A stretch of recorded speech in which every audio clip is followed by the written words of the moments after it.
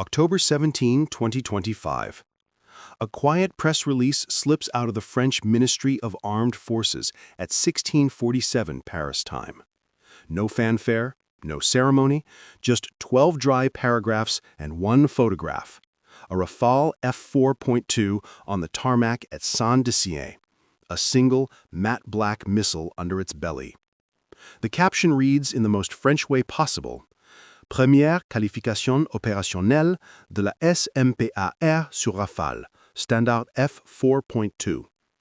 Translation: the missile is no longer in testing. It is certified. It is loaded. It is ready.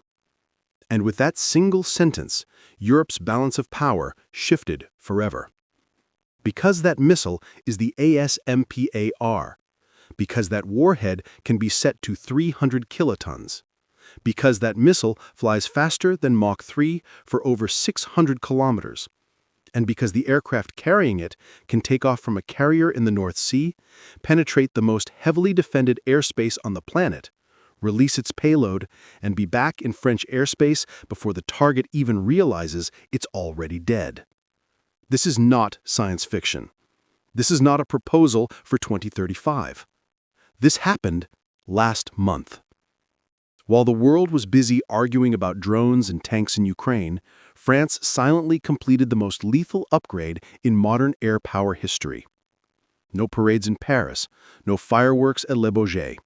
Just a quiet announcement on a Friday afternoon that rewrote the nuclear map of Europe in 12 paragraphs. Welcome to the new reality. The Rafale is now the fastest, stealthiest, most survivable nuclear strike platform in existence. And nobody saw it coming.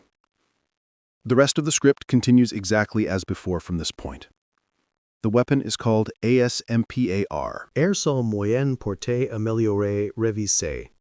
Translation for normal humans: air-to-ground medium-range, improved, renovated. But that boring name hides pure apocalypse. Range: over 600 kilometers. Speed: Mach 3 sustained. Some whispers say Mach 4 plus in final dash. Warhead: TN-81 variable yield thermonuclear, dialable from 20 to 300 kilotons. That's 20 Hiroshima bombs in one sleek black arrow. And now it officially flies under the belly of the Dassault Rafale. Let's be crystal clear. This is not a proposal. This is not a mock-up. This is not maybe in 2030. The French Ministry of Armed Forces announced full operational integration in October 2025. The first squadron is already certified. The missiles are loaded. The pilots have flown live separation tests. The end of the world now has French wings. The ASMPA-R is not just fast, it is unfair. It flies a semi-ballistic profile. Launched at 50,000 feet, it climbs to the edge of space, then dives like an angry god.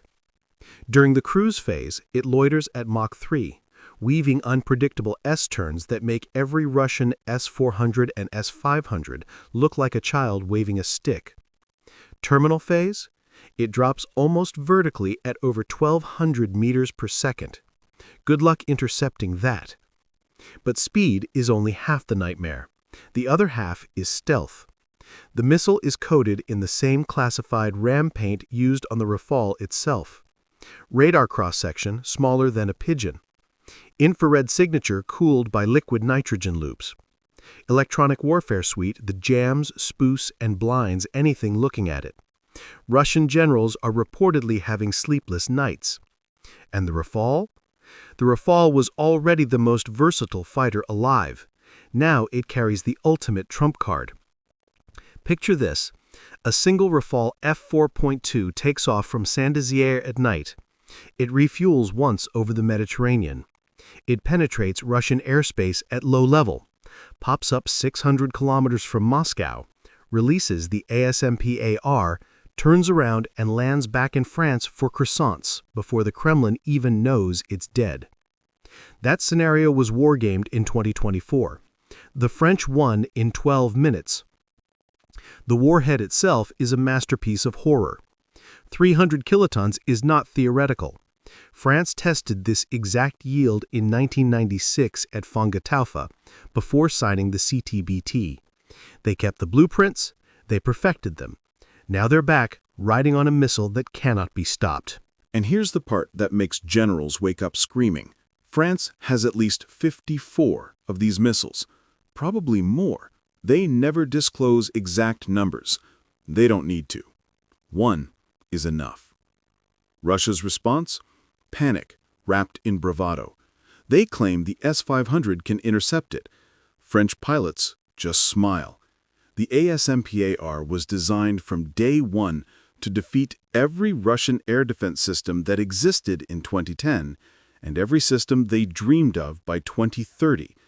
It has already beaten the S-400 in French simulations 112 times out of 112. But wait, it gets worse. The Rafale can carry two ASMPA-Rs. One aircraft, two cities gone. Or one aircraft can erase two separate Russian army groups 500 kilometers apart in the same sortie. That's not deterrence. That's guaranteed retaliation on steroids. And France doesn't ask permission. They never have. De Gaulle's legacy lives, an independent nuclear strike force that answers to no one but Paris. Not NATO, not Washington, Paris. The Americans are quietly terrified, not of France, of the precedent. If France can mate a Mach 3 plus hypersonic nuclear missile to a 4.5 generation fighter in 2025, what stops China from doing the same with the J-20 tomorrow? What stops Russia from rushing the Kh-95 into service? The nuclear taboo just cracked wide open. Let's talk about the missile itself for a second. Length, 5.4 meters. Weight, 900 kilograms. Propulsion, liquid fuel ramjet, developed by Ariane Group. Yes, the same people who build Europe's space rockets. They took space technology and turned it into a city killer. Guidance, inertial, plus GPS, plus terrain following, plus terminal active radar, plus infrared imaging. It can hit a moving train if it wants to.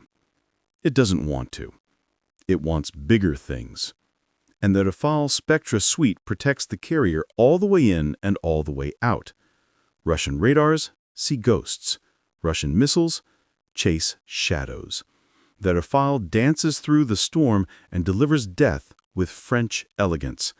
This is what 600 kilometers of terror looks like. From Paris to Moscow, 2,200 kilometers. From the Polish border to Moscow, 1,150 kilometers. From a carrier in the North Sea, well within range. From a forward base in Romania, Moscow is now a 12-minute flight for Armageddon. And France has forward bases. They have carriers. They have submarines with M51 SLBMs. Now they have Rafales that can reach deeper, faster, and more accurately than anything else in the European arsenal. This is the French triad on steroids. Submarines for second strike, land-based missiles for warning, Rafale plus ASMPA-R for first strike if anyone gets cute. Putin's red lines just turned into a joke. He threatened nuclear escalation if NATO gets too close. France just answered with a nuclear middle finger traveling at Mach 3. And the beauty? France did it quietly. No parades, no Zhuhai-style fireworks, just a press release on a Tuesday afternoon, and suddenly the strategic map of Europe is rewritten. The Germans are nervous. The British are jealous. Their Spear 3 is cute, but it's not 300 kilotons. The Americans are writing frantic new reports titled Proliferation Risks of Tactical Air-Launched Hypersonic Nuclear Weapons. Meanwhile, French pilots are practicing touch-and-goes with live ASMPA-R shapes. They're not practicing, they're ready. This is the new reality. Any nation that threatens France now has to calculate the probability that within 15 minutes, two of its largest cities will simply cease to exist. No warning, no negotiation, just a Rafale, a missile, and 300 kilotons of instant regret. And France has 40 Rafales nuclear certified, with more coming. The ASMPA-R is not a weapon, it is a statement. The statement is simple: mess with France, and we will erase you from the map before you finish your sentence. The Rafale was already the sexiest fighter in the sky. Now it is the most terrifying. 600 kilometers, Mach 3, 300 kilotons, zero mercy. The dragon was Chinese. The apocalypse now is French. And it just took flight.